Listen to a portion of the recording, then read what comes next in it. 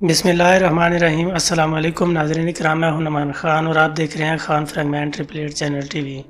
नाज़रीन इकराम, कुरलूश उस्मान एपिसोड 39 का दूसरा ट्रेलर आ चुका है और बहुत ही गम के साथ और दुख के साथ हर नाज़रीन को अश्क बार आंसू है।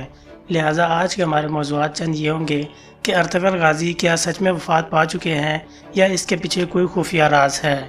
फ़लातियुस जो कि कबीले में कैद में है, लिहाजा उसे कौन छुड़ाएगा, और दुंदार भाई और सावची को क्या अर्तुग़रुल गाज़ी ने माफ़ कर दिया। लिहाजा इस पर हम तफसीली गुफ्तगू करेंगे और सबूत के साथ। लेकिन उससे पहले जो भाई हमारे इस चैनल पर नए हैं या जिन्होंने अभी तक सब्सक्राइब नहीं किया, वो हमारे चैनल को सब्सक्राइब कर दें और बेल के आइकन को दबा दें।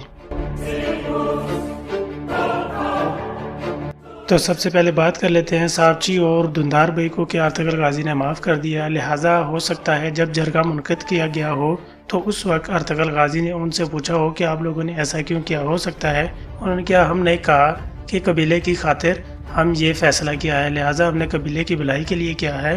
हो सकता है उस जरगे में गुंदूज़ भाई को सिपाहियों का सरबराह मुकर्रर कर दिया जाए और सावची भाई को हटा दिया जाए। हो सकता है उसमें उस्मान भाई को भी कबीले का सरदार बना दिया जाए।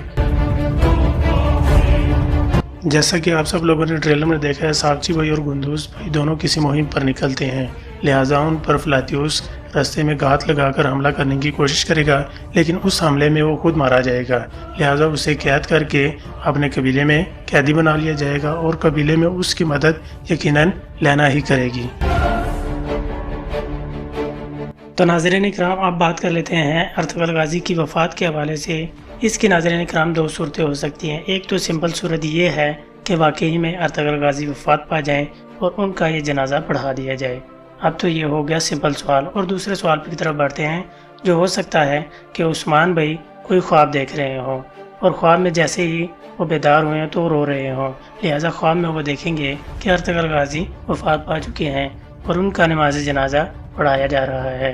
लिहाजा ये सूरत बहुत ही कम हो सकती है, क्योंकि अर्तुग़रुल गाज़ी वाकई ही सच में बहुत ज़्यादा बीमार थे। लिहाजा उनकी कुछ ना कुछ ऐसी ही वसीयत होनी चाहिए थी जिस वजह से उन्होंने जरगा मुनक़िद किया और कुछ ऐसे फ़ैसले किए गए होंगे जिस वजह से अर्तुग़रुल गाज़ी का अब आखिरी स्टेज पर मुकाम पहुंच गया है।